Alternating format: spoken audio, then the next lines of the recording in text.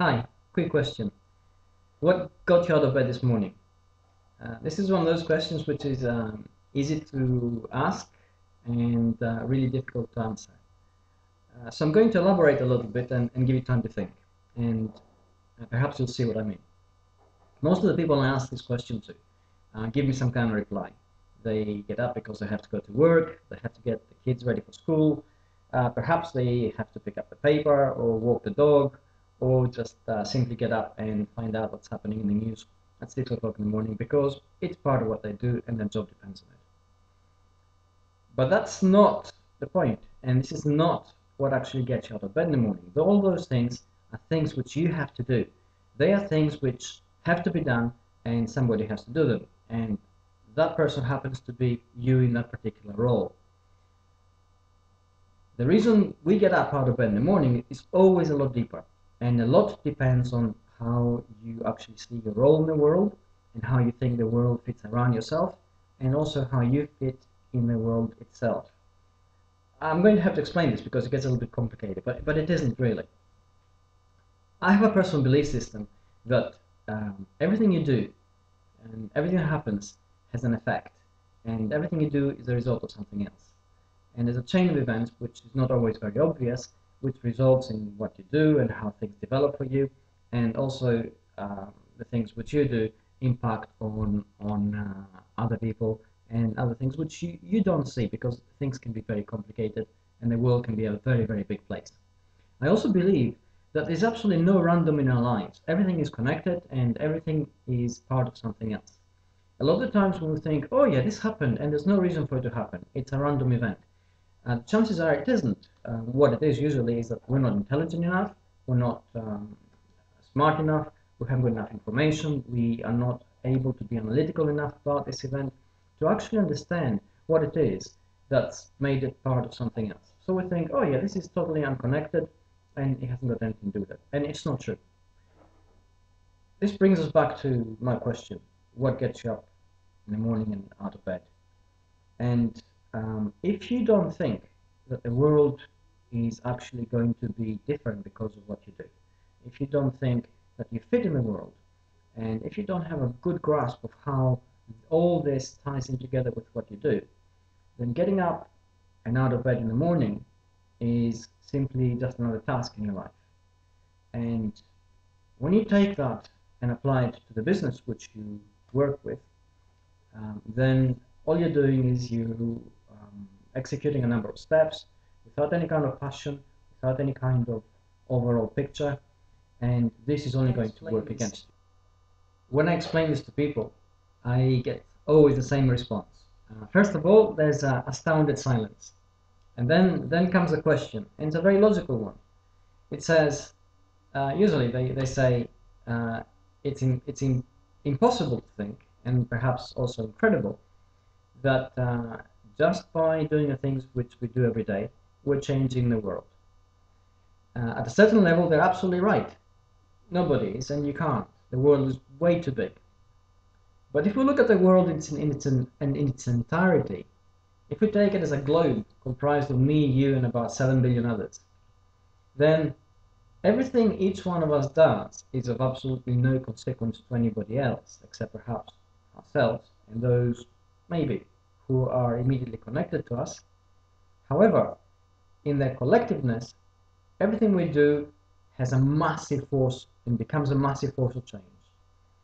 That way we shape history, we perhaps act as agents of change, we force development, we become perhaps a force of fate itself.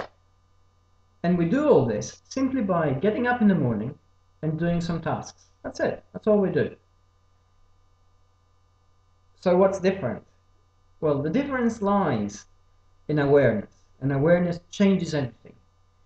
It can change the way you walk your dog in the street, and I'll give you an example now. I have a friend of mine who 2 years ago was diagnosed with cancer.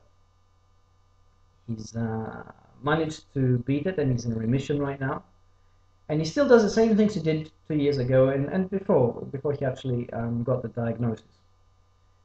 The difference is that he told me, yes, he gets up in the morning and the first thing he does is have a cup of coffee and then he walks the dog.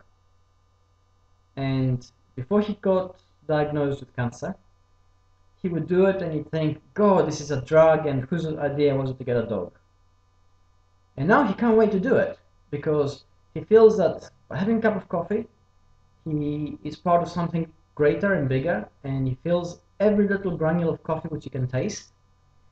And he gets outside and he walks the dog, and he looks at nature, and he looks at the street around him, and perhaps he waves at his neighbors. He sees the paper boy going on his route, and he feels that the world's a great place, and he hasn't done anything differently. All that's changed is awareness. That's all. Basically, he sees his role and his place in the world slightly differently, and he understands that the world is not there forever.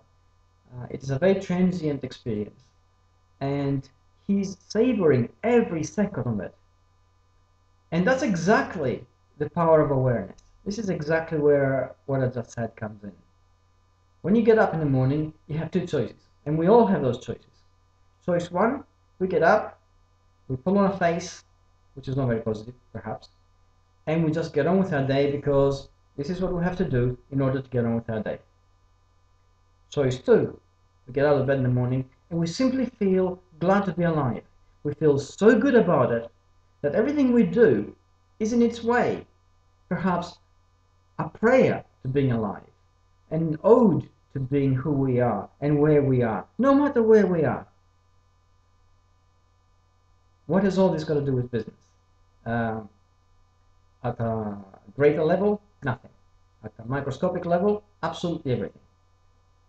If you apply the same principle to the jobs you do, no matter what those jobs are, it can be building an online empire, or it can be delivering the newspapers to your local neighborhood.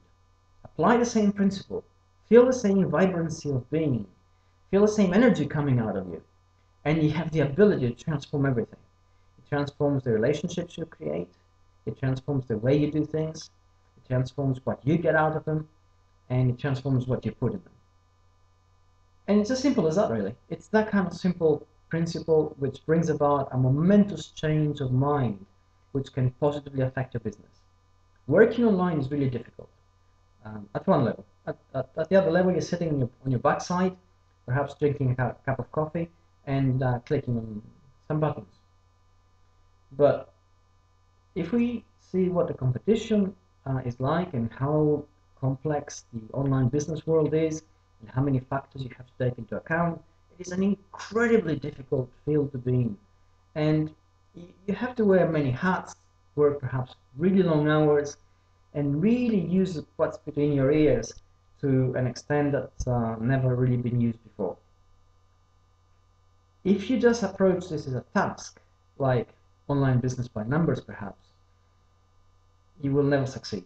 You may make it perhaps to a certain point, but you'll never get to the stage where you feel that you've actually achieved something which is special and it's you.